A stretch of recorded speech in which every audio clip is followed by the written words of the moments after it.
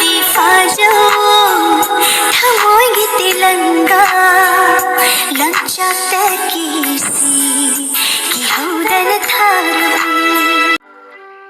morning, Wayam. Ngasidi tum hogale ngantana angang anigi ngasidi program moi tawgadabai na school da ko adugi koi chani sisu participate tawtumina na school da ko adugi ngantana hogale moi to ngan thagi doine na ado aigi viewers teacher oiba oza oiba ma'am yawa taragadi aigi subscriber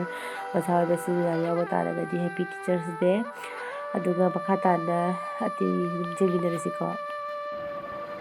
mayam hujikne akhoi abungogi magi dance tawbada senabagi magi phido sida leire ko mai jeans pen ya ba ado camera sigadi wow no ure ba mai jeans pen se black color ni ko ado wow no ure kamai to ino khangde aduga sigai sigana magi t-shirt angobo ne ba ko ni selaga dum sadoi ni da haidi adum magi aleiba dum phido sela dum sadoi ni ko adune adudagi puthokra loi thambira mai bag manung siga hapchan doini ba ko mai school bag manung sida aduma dance torom dai da adum selu doini ko ado agi Echanupagi ahanba dance performance oi doini ma dance obase kasu heiba nate adu kasu ma tawgani haiduna confidence ma satli ko ado adum jengminasi abungo sigai siga ma ready oire school chatpagi mai dress up tawre ko uniform set ko na loira aduga asidana koi da se thokre ma han thoka khare ko kainai di gari do mi gi me thambari na ma halok thuduini ba aduga asidana abungo asiga leire ado aina phagi tawine nang dance to phajana sauko mi mangde ikai na phajana sadu moina adugi mai cha phagi tamna no na ma se thokre ko aduga hojikina aina ngarang nungthang thagiba hangam do aduji asisine samai tawraga thare tinna khanjalle jinkhana khanjalle nusa su phudana ba haina ko adagi disina nahan nini humni mamangda thagiba hangam do samai na chawle samai na phajare eba ko ado makhong su phajana somdok pire moi chakhra matung da ko adagi dena changa imung changa pade chathubi mu dance ki practice tawna leirame masung hale chatro bane ba adudagi sigi step se ma se kaugre haidi mana hana dance tawringai dadi adum numit ki practice tawrini ko ado step ti yami dana hado sumba se ma ngamak ta bawani da haidi masado aidi lumdha gi ba ko thek ba khotpa ka se yarak ta badu do oi ba ado ngamna badi ma hona dana tawdana ma finally ma ngamdi ngamamme sigi steps madi ado makan na hotnari hore soidana bagana ko aduga hoji jeng sofa ka ji chai ko abu thado ki bagi adagi di cha thobi su chat bagi khot bagi mogi dance mu jeng bi da bajade jeng ko lu de angang singi mi sing teacher sing adagi di ko sagi pi macha singi moi su teacher jegi phi tunari ba ko du ki solution ba hona ba si turi ne ba ko si solution ni hoji lo bolak tro bani ngahak matun lo lak tuine ba ko asigumba mayam se tawbada im manung ka matta lotion bangam de do mayam pro kan tawra ge lotion lage ko hello chinau sing mayam kamai tawri ge ado ngasi se teachers day ni do Echanupagi school da sitkre adagi di chatombi su hodi tam papa na thin gre ko adagi di aina angang sing nupi macha sing gi blouse top tu do adu sing su moi lo lana puna gre adugi video do aina man ngam hodre ko languda ado I hujik se iru mai thajaba loina lai khrom na I loi re ko ado I di hujik se ngai breakfast taw doine ba ado cha thobi do ta tawga chat khare ma karim haidi mamai makeup tawba khotba dai gi di hair style ma kain taw gi ba ko ma dance taw doini cha thobi do performance taw doini ngasi de ko ado ken tawre mama nang loi puraga lawo pachi phana ma haraga ma tawraga chat khre moi dingana chat ta de ko ado isi jamne thengba yaro kai na ma chala relation biru do mina ko aduduna hore dum ai ngasi gi teachers day gi chatpa khotpa mama sudum ada kamai tawbano do mate dum hapake ado isa thoibi gi dance ai gi study hapakpa yara roi ko kai copyright chagani abako ado abungo su ma dance performance ma cha ma tawgani ana ma hai ado ai gi Echanupagi ahanba magi performance tawbo dance performance pidoine bako ahanba ma dance ka haita bangang ne ba adumakpu ma tawgani hana confidence ma sat khare ado aina di haibani mama na basingda video ma madum lo holo aina ko adu do kaino tawraga karigumba dance man give dance video se aingon ai khuta europa taragadi phangba taragadi ai sungsoi soidana hapakani but ai youtube tadi hapa yara roi kayani copyright chagani ko aduduna ai facebook da mayam follow to biro ko ai facebook te page hangmani anuprada singha aina ai page ꯍꯥꯡꯕꯅꯦꯕꯀꯣ ꯑꯗꯨꯒ ꯃꯌꯥꯝ follow ꯇꯧꯕꯤꯔꯣ ꯑꯗꯨꯒ ꯑꯗꯨꯝ ꯆꯪꯉꯒ ꯑꯗꯨꯝ ꯃꯌꯥꯝ ꯑꯗꯨꯝ ꯌꯦꯡꯕ ꯌꯥꯒꯅꯤꯀꯣ ꯍꯥꯏꯕꯗꯤ ꯑꯩ ꯏꯆꯥꯒꯤ ꯌꯦꯡꯕ ꯌꯥꯒꯅꯤ ꯍꯥꯏꯁꯦ ꯑꯩ ꯏꯆꯥꯁꯤꯡꯗꯣ ꯌꯥꯝ ꯗꯦꯟꯁ ꯍꯩꯕꯒꯤ ꯋꯥꯔꯤ ꯅꯠꯇꯕꯀꯣ ꯑꯗꯨꯝ ꯌꯦꯡꯅꯤꯡꯕ ꯂꯩꯔꯒꯗꯤ ꯍꯥꯏꯕꯅꯤꯗ ꯑꯗꯨꯝ ꯍꯩꯕ ꯅꯠꯇꯦꯀꯣ ꯑꯗꯨꯝ ꯍꯔꯥꯎꯕꯒꯤ ꯅꯨꯡꯉꯥꯏꯕꯒꯤ ꯑꯣꯖꯥꯁꯤꯡꯒꯤ ꯉꯁꯤ ꯅꯨꯡꯉꯥꯏꯕ ꯅꯨꯃꯤꯠꯅꯤ ꯍꯥꯏꯅꯀꯣ ꯍꯔꯥꯎꯕ ꯅꯨꯃꯤꯠꯅꯤ ꯑꯣꯖꯥꯁꯤꯡꯒꯤ ꯅꯤꯡꯁꯤꯡꯕ ꯅꯨꯃꯤꯠꯅꯤ ꯍꯥꯏꯗꯅ ꯑꯗꯨꯗꯨꯒꯤ ꯃꯣꯏꯅ ꯍꯔꯥꯎꯅ ꯁꯥꯖꯗꯣꯏꯅꯦꯕ ꯄꯔꯐꯣꯔꯃꯦꯟꯁ ꯄꯤꯗꯣꯏꯅꯦꯕ ꯑꯗꯨꯗꯣ ꯑꯩꯅ ꯑꯗꯨꯝ ꯑꯗꯨꯗꯤ ꯐꯦꯁꯕꯨꯛꯇ ꯑꯣꯏꯅ ꯍꯥꯞꯄꯒꯦ ꯈꯜꯂꯤꯅꯦ ꯌꯨꯇꯨꯕꯇꯗꯤ ꯍꯥꯞꯄ ꯌꯥꯔꯔꯣꯏꯗꯅꯀꯣ ꯀꯣꯄꯤꯔꯥꯏꯠ ꯆꯥꯒꯅꯤ ꯍꯥꯏꯕ ꯑꯗꯨꯝ ꯃꯁꯥꯅ ꯇꯥꯔꯕꯅꯦꯕ ꯑꯗꯨꯅꯦ ꯃꯌꯥꯝ ꯑꯩ ꯁꯤꯒꯤ ꯁꯨꯠꯁꯦ ꯑꯣꯏꯅ ꯁꯦꯠꯆꯜꯂꯅꯤꯀꯣ ꯑꯁꯤꯒꯤ ꯀꯔꯤ ꯃꯆꯨ ꯍꯥꯏꯅꯤ ꯁ꯭ꯀꯥꯏ ꯀꯂꯔꯒꯤ ꯑꯩꯒꯤ ꯁꯤꯒꯤ ꯁꯨꯠꯁꯦ ꯑꯁꯤꯁꯦ ꯁꯨꯝ ꯁꯦꯠꯆꯜꯂꯅꯦꯕ ꯀꯩꯅꯣ ꯍꯥꯏꯗꯤ ꯗꯥꯅꯁꯨ ꯑꯩꯅ ꯌꯥꯗ꯭ꯔꯦ ꯑꯗꯒꯤꯗꯤ ꯑꯩꯅꯁꯨ ꯑꯩ ꯋꯥꯒꯅꯤ ꯑꯩ ꯈꯪꯉꯤ ꯑꯗꯨꯗꯨꯒꯤ ꯁꯨꯠꯁꯦ ꯑꯗꯨꯝ ꯁꯦꯠꯆꯜꯂꯒꯦ ꯇꯧꯔꯤꯅꯦ ꯑꯗꯒꯤꯗꯤ ꯑꯁꯤꯒꯤ ꯑꯩꯒꯤ ꯇꯣꯞꯁ ꯑꯩꯒꯤ ꯁꯤꯁꯦ ꯄ꯭ꯔꯦꯁ ꯇꯧꯗ꯭ꯔꯤꯀꯣ ꯑꯩ ꯍꯧꯖꯤꯛ ꯄ꯭ꯔꯦꯁ ꯇꯧꯗꯣꯏꯅꯤ ꯄ꯭ꯔꯦꯁ ꯐꯖꯅ ꯇꯧꯔꯒ ꯑꯗꯨꯒ ꯁꯤꯁꯤꯒ ꯇꯧꯔꯒ ꯑꯩ ꯑꯗꯨꯝ ꯂꯤꯠꯁꯜꯂꯅꯤꯀꯣ ꯑꯗꯨꯅ ꯁꯤꯅꯤ ꯏꯆꯥꯇꯣꯝꯕꯤꯒꯤ ꯃꯥꯒꯤ ꯔꯤꯕꯟ ꯉꯥꯛꯇꯅꯤꯀꯣ ꯀꯂꯔꯒꯤ ꯑꯗꯣ ꯑꯁꯤꯁꯤꯅ ꯍꯣꯔꯦꯟ ꯃꯥꯒꯤ ꯍꯦꯌꯔ ꯁ꯭ꯇꯥꯏꯜꯗꯣ ꯇꯧꯗꯣꯏꯅꯦꯕꯀꯣ ꯑꯗꯣ ꯑꯥꯗ ꯆꯠꯂꯒ ꯑꯩ ꯑꯗꯨꯝ ꯇꯧꯔꯨꯔꯅꯤ ꯑꯁꯤꯒꯩꯗꯤ ꯅꯪꯅꯈꯤꯗ꯭ꯔꯦ ꯑꯇꯣꯝꯕꯤꯒꯤ ꯍꯣꯔꯦꯟ ꯗꯦꯟꯁꯀꯤ ꯃꯥꯒꯤ ꯁꯦꯠꯀꯗꯕ ꯐꯤꯔꯣꯜꯗꯣ ꯁꯤꯒ ꯂꯩꯔꯦꯀꯣ ꯁꯤ ꯖꯤꯟꯁ ꯄꯦꯟ ꯁꯦꯠꯇꯣꯏꯅꯤ ꯃꯥꯒꯤ ꯗ꯭ꯔꯦꯁ ꯆꯍꯤꯒꯤꯗꯤ ꯑꯩꯅ ꯑꯗꯨꯝ ꯃꯥ ꯄꯔꯐꯣꯔꯃꯦꯟꯁ ꯇꯧꯕ ꯈꯨꯗꯤꯡꯒꯤ ꯃꯥꯒꯤ ꯗ꯭ꯔꯦꯁ ꯇꯨꯕꯅꯦꯕꯀꯣ ꯃꯥꯒꯤ ꯗꯦꯟꯁ ꯇꯧꯕꯒꯤ ꯃꯥꯒꯤ ꯗ꯭ꯔꯦꯁꯁꯦ ꯑꯗꯨꯝ ꯆꯍꯤꯒꯤ ꯇꯨꯏꯀꯣ ꯑꯗꯣ ꯍꯟꯗꯛꯇꯤ ꯑꯩ ꯇꯨꯗ꯭ꯔꯦ ꯍꯟꯗꯛ ꯌꯥꯝ ꯆꯤꯟꯕ ꯍꯥꯏꯇꯥꯔꯦ ꯍꯟꯗꯛꯁꯦ ꯉꯝꯗ꯭ꯔꯦꯀꯣ ꯃꯥꯅꯗꯤ ꯌꯥꯝ ꯀꯟꯅ ꯍꯥꯏꯖꯩ ꯃꯃꯥ ꯑꯩꯒꯤ ꯗ꯭ꯔꯦꯁ ꯇꯨꯕꯤꯔꯔꯣꯏꯗ꯭ꯔꯥ ꯍꯥꯏꯅꯀꯣ ꯑꯩ ꯇꯨꯗ꯭ꯔꯦ ꯍꯟꯗꯛꯁꯦ ꯃꯥꯅ ꯁꯤꯒꯤ ꯐꯨꯔꯤꯠꯁꯦ ꯄꯨꯔꯛꯑꯣ ꯍꯥꯏꯅ ꯍꯥꯏꯔꯝꯃꯦꯕꯀꯣ ꯁꯤꯒꯤꯁꯤ ꯑꯣꯏꯅ ꯂꯤꯠꯀꯦ ꯍꯥꯏꯅꯀꯣ ꯑꯗꯨꯒꯤ ꯁꯤꯒꯤ ꯃꯊꯛꯇ ꯑꯁꯤꯒꯤ ꯖꯤꯟꯁꯀꯤ ꯃꯥꯒꯤ ꯁꯤꯒꯤ ꯀꯩꯅꯣꯁꯦ ꯂꯤꯠꯇꯣꯏꯅꯤ ꯖꯦꯀꯦꯠꯁꯦ ꯃꯥ ꯂꯤꯠꯇꯣꯏꯅꯦꯕꯀꯣ ꯁꯤꯁꯦ ꯂꯤꯠꯇꯣꯏꯅꯦꯕ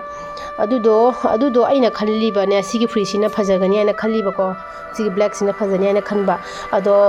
ꯃꯥꯅꯗꯤ ꯁꯤ ꯄꯨꯔꯛꯑꯣ ꯍꯥꯏꯔꯝꯃꯤꯀꯣ ꯑꯗꯨꯗꯣ ꯁꯤꯅ ꯃꯅꯨꯡꯗ ꯂꯤꯠꯂꯒ ꯁꯤ ꯂꯤꯠꯄ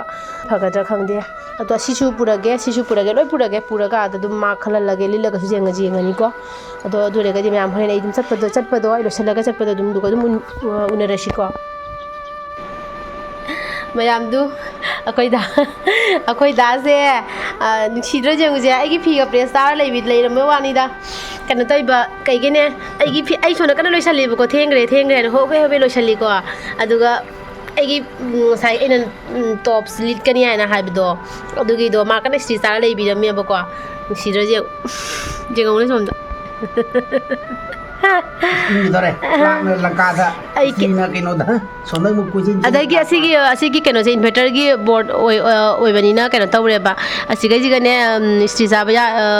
ꯄꯥꯟꯕ ꯌꯥꯗ꯭ꯔꯦꯀꯣ ꯑꯗꯨꯒꯤ ꯏꯃꯨꯡ ꯂꯣꯝꯗꯒꯤ ꯑꯩꯈꯣꯏꯁꯦ ꯋꯥꯌꯥꯔꯤꯡ ꯇꯧꯕ ꯂꯣꯏꯗ꯭ꯔꯤꯕ ꯃꯤꯁꯤꯡꯗꯣ ꯂꯥꯛꯑꯣ ꯍꯥꯏꯒ ꯂꯥꯛꯇꯅ ꯂꯩꯔꯦꯕ ꯈꯪꯉꯕ ꯑꯗꯨꯗꯨꯒꯤ ꯁꯣ ꯅꯥꯀꯟꯗ ꯏꯁꯇ꯭ꯔꯤꯁꯦ ꯁꯥꯍꯜꯂꯒ ꯄꯨꯔꯒ ꯁꯤꯒ ꯆꯥꯔꯤꯅꯦꯕ ꯑꯗꯨꯅ ꯗꯥꯅ ꯃꯥ ꯑꯗꯨꯝ ꯇꯧꯕꯤꯔꯦ ꯑꯗꯨꯒ ꯑꯩ ꯂꯣꯏꯁꯟꯖꯔꯣ ꯍꯥꯏꯅ ꯁꯨꯃꯥꯏꯅ ꯁꯤꯒꯨꯝꯕ ꯍꯁꯕꯦꯟ ꯌꯥꯎꯔꯝꯒꯗ꯭ꯔꯣ ꯀꯥꯏꯅ ꯍꯔꯥꯎꯖꯈꯤꯀꯣ ꯅꯤꯄꯥꯁꯦ ꯅꯪꯅ ꯆꯥꯔꯛꯎꯗ ꯀꯨꯛ ꯁꯨꯡꯍꯟꯒꯅꯨ ꯈꯪꯉꯕ ꯅꯪꯗ ꯏꯁꯇ꯭ꯔꯤꯗꯣ ꯏꯪꯊꯈ꯭ꯔꯕ ꯀꯩꯅꯣ ꯇꯧꯋꯤꯗꯣ ꯑꯗꯨꯅꯦꯕ ꯌꯥꯝ ꯇꯜꯂꯦꯕꯣꯏ ꯇꯧꯔꯤꯁꯦ ꯑꯗꯨꯅ ꯑꯩꯈꯣꯏꯒꯤ ꯀꯥꯔꯦꯟ ꯋꯥꯌꯥꯔꯤꯡ ꯇꯧꯕꯤꯔꯝꯕ ꯑꯩꯈꯣꯏꯒꯤ ꯏꯅꯥꯎ ꯑꯅꯤ ꯌꯥꯝ ꯌꯥꯡꯅ ꯂꯥꯛꯄꯤꯔꯣ ꯃꯌꯥꯝ ꯖꯣꯡꯗꯒꯤ ꯃꯤ ꯀꯃꯥꯏꯅ ꯑꯣꯟꯊꯣꯛꯏ ꯍꯥꯏꯕꯗꯨ ꯌꯦꯡꯕꯤꯔꯣ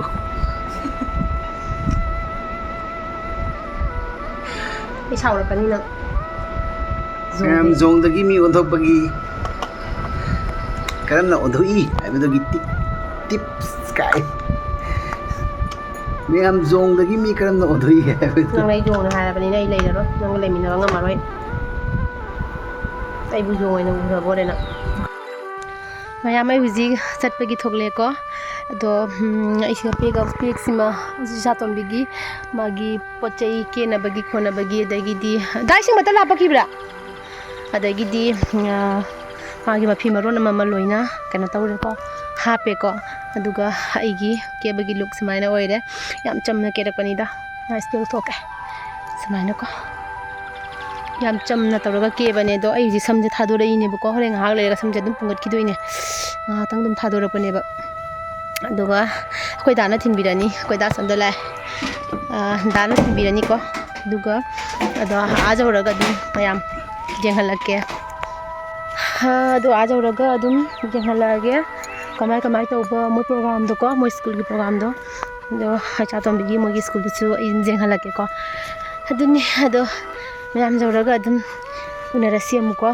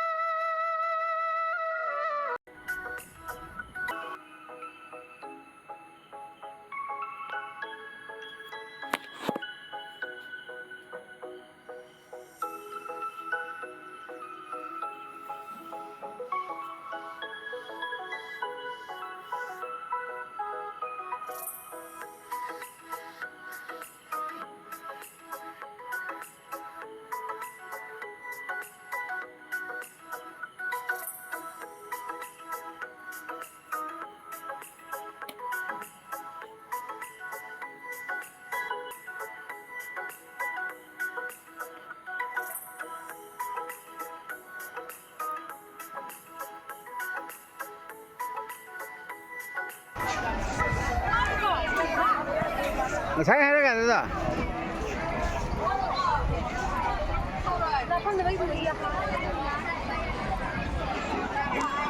Ai sẽ zoom đâu kìa.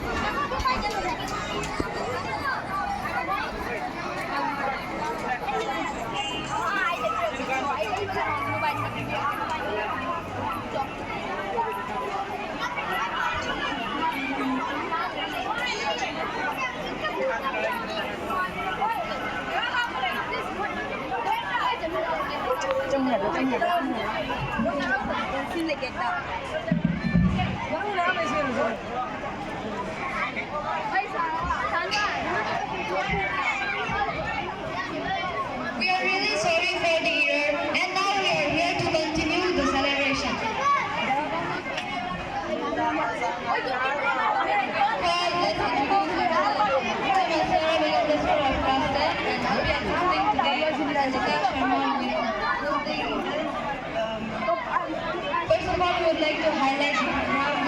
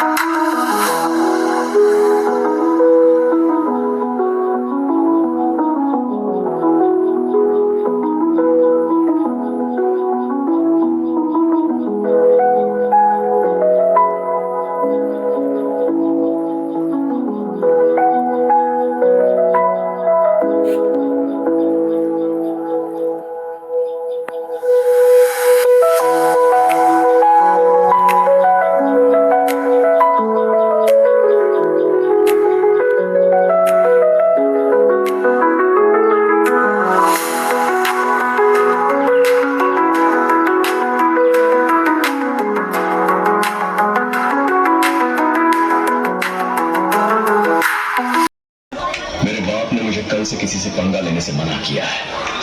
और इस बात का मतलब है कि आज मुझसे किसी को पंगा नहीं लेना चाहिए।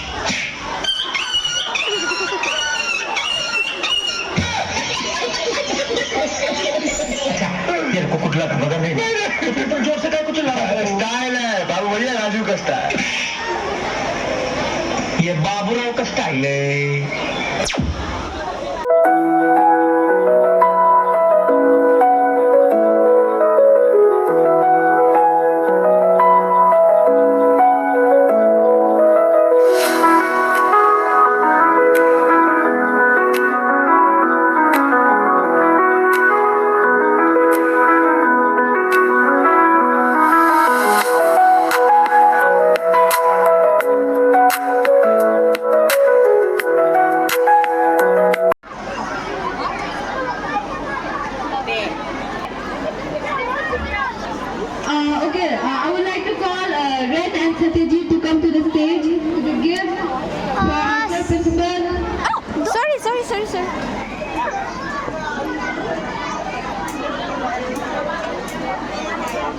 Again, I would like to inform Ren and Satyaji to come to the stage and give the gift to our lovable. Thank you, Rabia. Next, I would like to call Rabita Sohana to get the gift for our lovable class teacher, Sir Elia. Please, everyone, let's give a big hand of applause for our anthem, Sir Elia.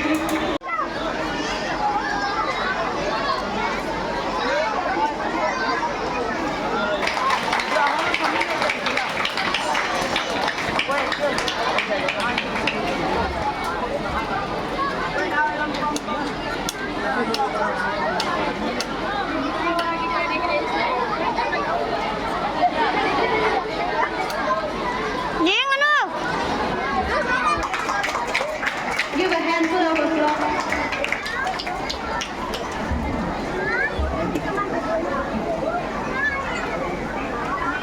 I would like to inform Devasya to get ready with. Oh, please give a big hand of applause.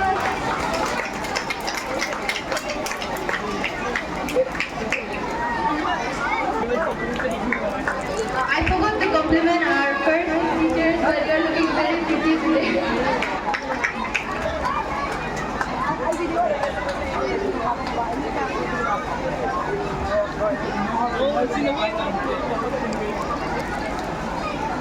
Next, I would like to call.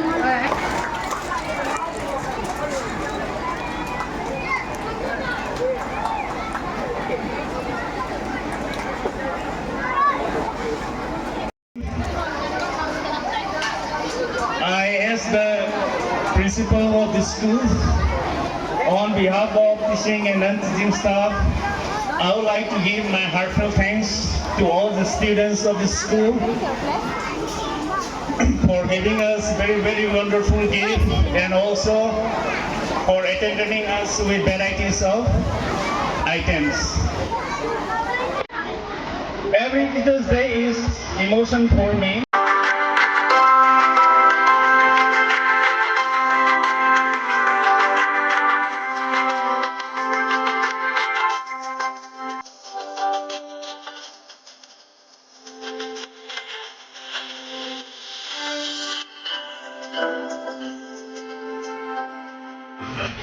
लेकिन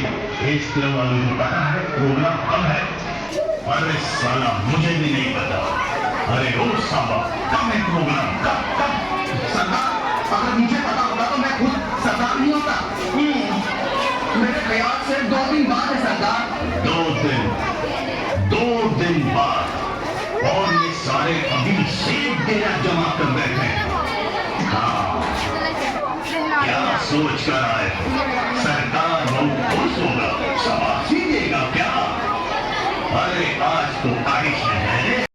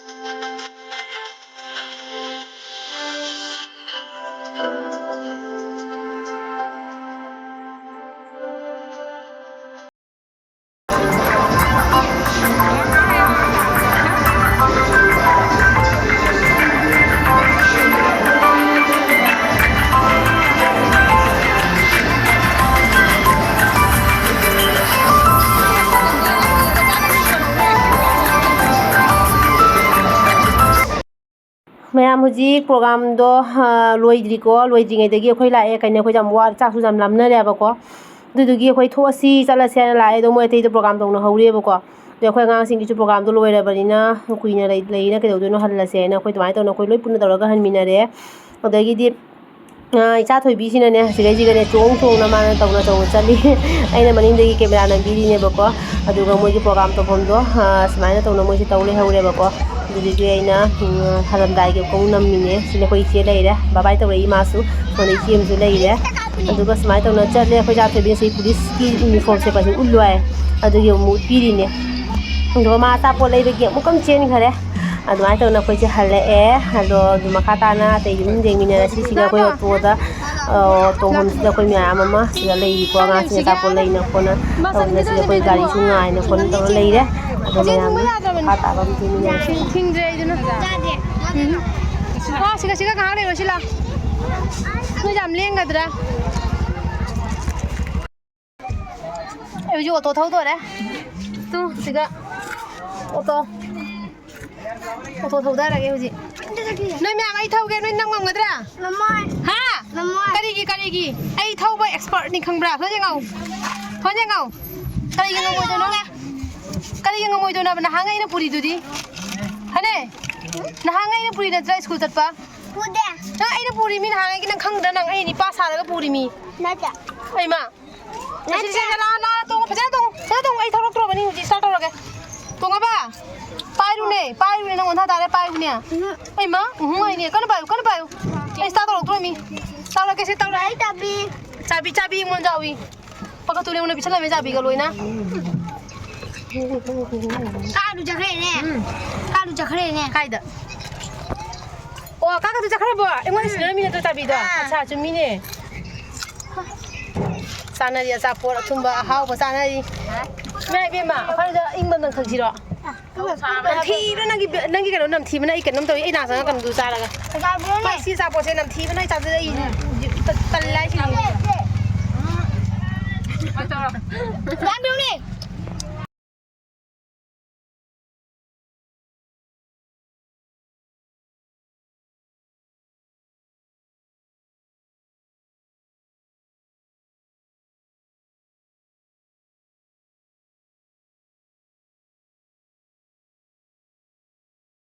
Tugu. Cholo na karo cholo ao. Nusibra ja. Ha, so jeng nusibra ba. Jeng nang masala jeng ne so onthro ne. Yeah, kai ba sa ta khara ba. Nusibra jeng ang do.